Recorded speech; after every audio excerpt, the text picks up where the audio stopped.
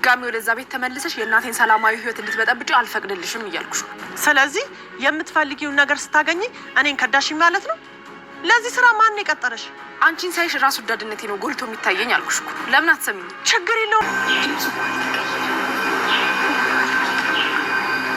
ወይዘሮ ደህና ነሽ? ወይዘሮ ሰላም ነው?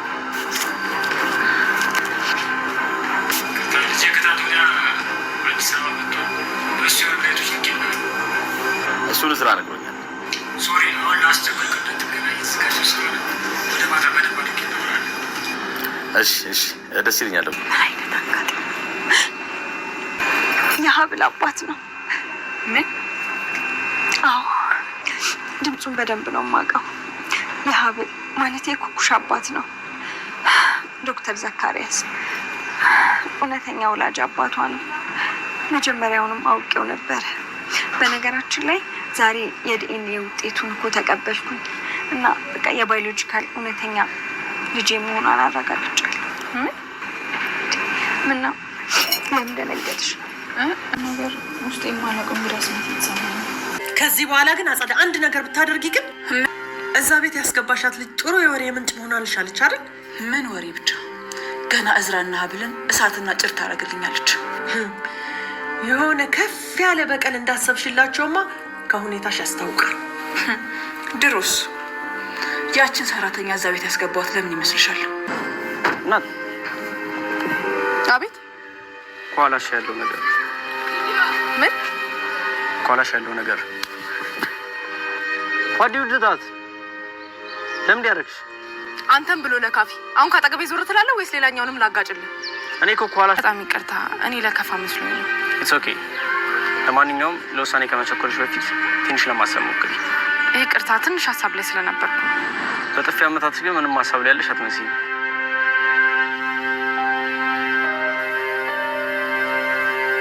ቆይ እኔ እዛ ቤት ውስጥ መግባት ለምንድን ነው የፈለግሽው? አንቺ ከገባሽ እኔም መግባት አይቀርም ብዬ ነው። ሀብልንም በስተመጨረሻ የዶክተር ዘካሪያስ ልጅ ወንድም አውቋታል። ሀብልም ቤተሰብ አልባና ብቸኛውን ያደገች ቢሆንም ነገር ግን አሁን ላይ እየተደረጉ ያሉት ነገሮች ግራ እያጋባት መጥቷል። ወይዘሮ ሀና በበኩሏ እንግዲህ ኩኩሻ እውነተኛ ልጇ እንደሆነችና የዲኤንኤ ምርመራም እንዳረጋገጠሽም ጭምር ለሀብል ነግራታለች። ሀብል ደግሞ ይህ ነገር በጣም እንግዳ ስሜት እየተሰማት እንደሆነና እንዲሁም ደግሞ ወይዘሮ ሀና ትክክለኛ እናቷ እንደሆነች ሙሉ በሙሉ እርግጠኛ ብትሆንም አንቺ እናቴ ነሽ ብላ መናገር እጅጉን ድፍረቱን አታለች። ነገር ግን አሁን ላይ የሌላ ሰው ልጅ ብላ መቀበሏ ደግሞ ግራ እያጋባትና እንግዳ ስሜት እየተሰማት ከመሆኑም በላይ አሁን ላይ ታዲያ ወይዘሮ ሀናም እንግዲህ የአቶ እስክንድር ዶክተር የሆነው እንግዲህ ዶክተር ዘካሪያስ አሁን ላይ በስልክ በሚያወራበት ሰዓት ታዲያ ወይዘሮ ሀና በእንባ ተውጣ ራሱ የሀብል አባት ነው በማለት እንግዲህ ለሀብል ስትነግራትም ሰምተን ነበረ።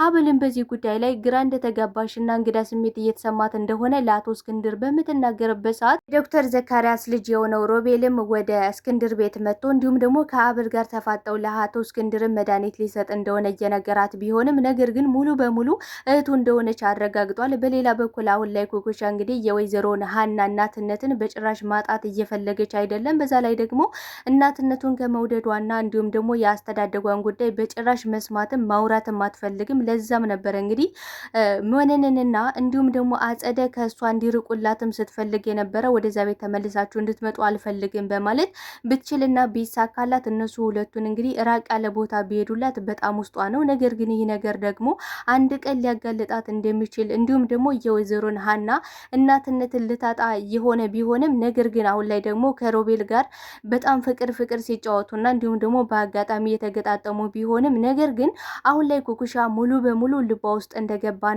እንዲሁም ሮቤል እንግዲህ ስለሷ ማሰብ ማቆም አልቻለም። ታዲያ በዚህም አለ በዛ ሀብል ትክክለኛ ወንድም የሆነው ሮቤልን ኩኩሻ ካገባሽው ዙሮ የሀና ቤተሰብ መሆኗ የማይቀር ጉዳይ ነው። ታዲያ አሁን ላይ ኩኩሻና ሮቤል የሚጋቡ ይመስላችኋል? ሀሳባችሁን አስቀምጡልኝ። ሀብልም እንግዲህ ግራ እየተጋባሽ እንግዳ ስሜትም እየተሰማት መጥቷል። ምክንያቱም በዚህም በዛም እንግዲህ አባቷንም እናታውንም ያገኘሽ ቢሆንም ነገር ግን ቀረብኩኝ ያገኘዋቸው ስትል አንድ እርምጃ ከእሷ እየራቁ እንደሆነ ነው አሁን ላይ እየተሰማት ያለ። በእርግጥ ይህ እየተሰማት ያለ ስሜት ከልጅነቷ ጀምሮ እንግዲህ ወይዘሮ መነን ስታሰቃያትና አሳሯን ስታበላት እንደኖረች ራሷ ሀብልም ስትናገር በተደጋጋሚ ሰምተን ነበረ። ነገር ግን አሁን ላይ ደግሞ ተስፋ ያደረገችባት ወይዘሮ ሀና የሌላ ሰው ልጅ የሆነን ሰው ልጅ ብላ መቀበሏ ይህ ነገር በጣም እያበሳጫትና እንዲሁም ደግሞ በድጋሚ ባይተዋርነት እየተሰማት መጥቷል። ነገር ግን አሁን ላይ ወንድሟ ሲያያት እየተፋጠጡና እንዲሁም ደግሞ እያወቃት ይመስላል። ሰላም ሰላም ተወዳጆች፣ የተወዳጁን ድራማ ሀብል ቀጣይ ክፍል ወደ እናንተ ይዤላችሁ መጥቻለሁ። በዚህ ክፍል ላይ ብዙ ነገሮች ተፈጥረዋል። ቀጣይስ ምን ይፈጠራል የሚለውን ነገር የምናወራ ይሆናል። ታዲያ ተወዳጆች ቪዲዮውን ስትጀምሩ ላይክ እንድታረጉና እስከ ቪዲዮ ፍጻሜ አብራችሁ እንድትቆዩ በአክብሮት እየጋበዝኳችሁ፣ በስተ መጨረሻም እንግዲህ ወይዘሮ መነን ቆራጥ ውሳኔን ወስናለች። ከወይዘሮ ሀና ላይ ከጉልበቷ ስር ተደፍቼ ይቅርታ ልጠይቃት ይገባል። ምክንያቱም አሁን ላይ ደግሞ ኩኩሻኔን ክዳኛል፣ እናም ስለተቀያየረችብኝ የግዴታ ከዛ ቤት መግባት አለብኝ ያለች ቢሆንም ነገር ግን አጸደ በጭራሽ እሷ መቀያየር አትችልም። ምክንያቱም ሚስጥሩ እያንዳንዱ ነገር እኛ ነው ስትራቴጂ ያስያዝ ነው። ስለዚህ እሷ ደግሞ አርፋ ልትቀመጥና እኛንም ወደዛ ቤት እንድንገባ ማድረግ አለባት ነው እያለች አለችው። ጭራሽ ደግሞ አጸደ የወይዘሮ መነን እህቱና ነው ከዛ ቤት መግባት የምትፈልገው። ሀና በቀላሉ ተሸውዳለች አሁን ላይ። ይሁን እንጂ ዙሮ ዙሮ እውነትና ነጋት እያደር መጥራቱ የማይቀር ጉዳይ ነው። አሁን ላይ ታዲያ ኩኩሻ መስመሯን እያበጃጀች ነው። ምክንያቱም ከሮቤል ጋር ከተጣበሰች እና ከሮቤል ጋር አብራ ከሆነች እንግዲህ ወይዘሮ ሀናን እናትነቷን በጭራሽ ማጣት አትፈልግም። ለዛ ነው ስትጨነቅ የነበረ። አሁን ላይ ስለ ገንዘብ ስለምንም ነገር እያሰብኩ አይደለም፣ ነገር ግን ወይዘሮ ሀናን በጭራሽ ማጣት አልፈልግም፣ የሷን እናትነትና የሷን እቅፍ በፍጹም ላጣው አልፈልግም በማለት ነበረ እንግዲህ ለወይዘሮ መነን ስትናገርና ሀና እናቴ ናት፣ እናም ደግሞ እናቴን ስትጎጃት ከዚህ በኋላ ዝም ብዬ አልመለከትም፣ የመጣው ይመጣል፣ ልጅነቴ ሁሉም ነገር ያሳስበኝም ነው እያለች አለችው። ለዛም ነበረ እንግዲህ የኖረችበት ልጅነቷን መስማት የማትፈልገው። እንግዲህ ወይዘሮ ሀና ስለ ወይዘሮ መነን አንዳንድ እስኪ ነገር ንገሪ ብላት ነበረ። እሷም ደግሞ የሀብልን አጣርታ ስለነበረ ከዚህ በፊት ሀብል ወይዘሮ መነን በጣም ስታሰቃያት አሳሯን ስታበላት ማንም እንደሌላትና ባይተዋር እየተሰማት እንዳደገች ሁሉንም ነገር ለኩኩሻ ነግራት ስለነበረ ያን ታሪክ ነበረ እንግዲህ ለወይዘሮ ሀና ቃል በቃል ስትነግራት የነበረ። ወይዘሮ ሀና አሁን ላይ ራዛት ውስጥ ነው የምትገኘው። ምክንያቱም እችን ምስኪን የልጅ አሰቃየዋት፣ እናም ደግሞ ለምንስ ተጠራጠርኳት የሚለው ነገር እጅጉን አሁን ላይ ራሷን እየወቀሰች ነው የምትገኘው። ይሁን እንጂ ወይዘሮ መነን እንግዲህ ራሷን ለማዳንና እንዲሁም ደግሞ ራሴን የግዴታ በልቼ ማደር አለብኝ፣ ወደ ሀና ቤት የግዴታ መመለስ አለብኝ በማለት እንግዲህ ኩኩሻ እንደታሳመናትና ወደዛ ቤት መመለስ እንደምትፈልግ ብትነግራትም ነገር ግን ኩኩሻ በጭራሽ እንደማታደርገውና ከፈለግሽ ደግሞ ገንዘብ እንድሰጥሽ አደርጋለሁ እንጂ ወደዛ ቤት ከኛ ጋር ተመልሰሽ እንድትመጭም እንድትኖሪም አልፈልግም ያለች ቢሆንም ጭራሽ ደግሞ ከመነንም በላይ ደግሞ አጸደ ወደዛ ቤት መግባት እንደምትፈልግና ሀናን ሁሉም ተረባርበው እንግዲህ መበዝበዝ እንደሚፈልጉ እየተነጋገሩ ቢሆንም ነገር ግን መነን አንድ ላይ ግግ ብለን ስንገባ ምናልባት ልትጠራጠር ትችላለች። ስለዚህ እኔ ብቻ ገብቼ አንቺ የሚያስፈልግሽን ነገር ደግሞ እንዳሟላልሽና እንዲሁም ደግሞ እንድትሰጠኝ ጠይቃታለሁ ያለች ቢሆንም አጸደ በበኩላ ሁሉም ተረባርበው የካዷት እንደሆነ ስለተሰማት ወደዛ ቤት የግዴታ እህትሹኝ ሊገባ ይገባል እያለች ነው የምትገኘው። በሌላ በኩል እንግዲህ አቶ እስክንድርን ለመጠየቅ አጸደ ሂዳ የነበረ ቢሆንም አመናጭቀው ልከዋታል። ታዲያ አጸደ ማስመሰሏን ቀጥላለች። ወንድሜ ወንድሜ እያለች እንግዲህ እንዳዘነና ጥሩ ስሜት ለወንድሟ እንዳላት ይመስል ብዙ ነገሮችን ስታስመስል ነበረ። ታዲያ አሁን ላይ ዝራም አታስፈልጊንም ውጭልኝ በማለት እንግዲህ አመናጭቆ ከዛ እንድትወጣ አድርጓታል። እስክንድርም አሁን ላይ ታዲያ አባቱን እስክንድርን ይቅርታ አድርግልኝ አባዬ፣ እንደዚህ ልናገር አይገባም፣ በዛ ላይ ደግሞ አንተ ያለበትን ነገር እኔ ልረዳ ይገባል ያለ ቢሆንም ነገር ግን እስክንድር በልጆቹ በጭራሽ እንዳልተቀየመና ይልቁንም ሀብልን ይቅርታ እንዲያደርግላትና ከሀብል ጋር በምንም ሁኔታ እንዲጣሉ አልፈልግም በማለት ታዲያ ሀብልን እዝራ ይቅርታ እንዲጠይቃትም አድርጎ ነበረ።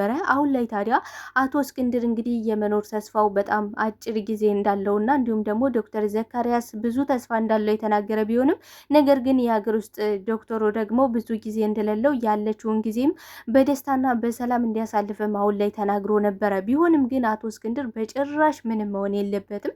የልጆቹን ደስታ እንዲሁም ደግሞ በጣም ብዙ ነገሮችን ማየት አለበት። በዛ ላይ ደግሞ ሀብል እናቷና አባቷን ስታገኝ አብሮ ሊኖር ይገባል ብዬ ነው ማስበው። ሀብልም ታዲያ ከሀና ጋር በመደወል እንዲሁም ደግሞ ሀና ስትመጣና ሀናን ስታገኛት ሰላም እንደሚሰማትና ከእሷ አጠገብ መሆን እጅጉን እንደሚያስደስታትም በተደጋጋሚ ራሷን እያየችው ስለነበረ ታዲያ አቶ እስክንድርን እንድጠይቀው ወደ ቤት እንድትመጣም ነበረ የጋበዘቻት። ነገር ግን በመጣች ሰዓት እንግዲህ ሀና እጅጉን ያልታሰበና ያልተጠበቀ ነገር ነው የተፈጠረው። የነበረው። አቶ እስክንድር እንግዲህ ከዶክተር ዘካሪያስ ጋር በሚያወራበት ሰዓት ትክክለኛ ባሏ እንደነበረና እንዲሁም ደግሞ ትክክለኛ የሀብል አባት መሆኗን አረጋግጣለች። ታዲያ በዚህ ሰዓትም ስቅስቅ ብላ እያለቀሰች ትክክለኛ የሀብል አባት ነው፣ በቃ ድምፁን ራሱ አልጠፋብኝም፣ እንዲሁም ራሱ እሱ ነው በማለት እንግዲህ ለሀብል ነግራታለች። ሀብልን በዚህ ሰዓት በጣም ነበረ ልቧ የተሰበረው። ምክንያቱም የነበራት እያንዳንዱ ተስፋ እናቴ ከጎኔ ናት፣ እናቴ እየቀረበች ነው ብላ ስታስብ እናቷ አንድ እርምጃ እንደራቀቻትና እንዲሁም ደግሞ የሰው ልጅ